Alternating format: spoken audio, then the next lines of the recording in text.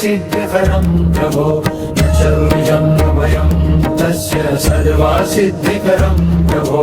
प्रणम्य शिरसा देवं गौरीपुत्रं विनायकम् भक्तावासं स्मरेन् नित्यमायुक्कामार्थसिद्धये प्रथमं वक्रतुण्डं च एकदन्तं द्वितीयकम् द्वितीयं कृष्णपिङ्गाक्षं गजवक्त्रं चतुर्थकम् लम्बोदरं पञ्चमं च षष्ठं विकटमेव च सप्तमं विघ्नराजं च धूम्रवर्णं तथाष्टकम् न च विघ्नं भयं तस्य सर्वसिद्धिकरं प्रभो न च विघ्नं भयं तस्य सर्वसिद्धिकरं प्रभो नवमं भालचन्द्रं च दशमं तु विनायकम्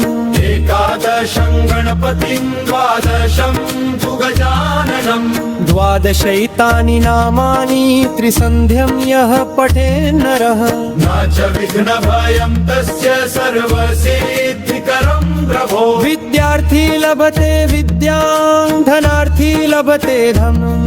पुत्रार्थी लभते पुत्रान् मोक्षार्थी लभते धनम् न च विघ्नं भयं तस्य सर्वसिद्धिकरं प्रभो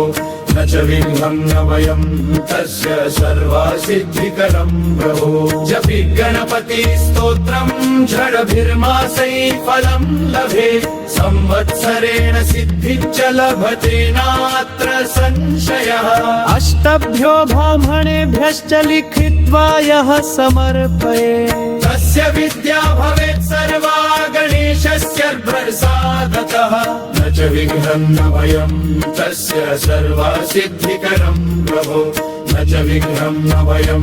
तस्य सर्वसिद्धिकरं प्रभो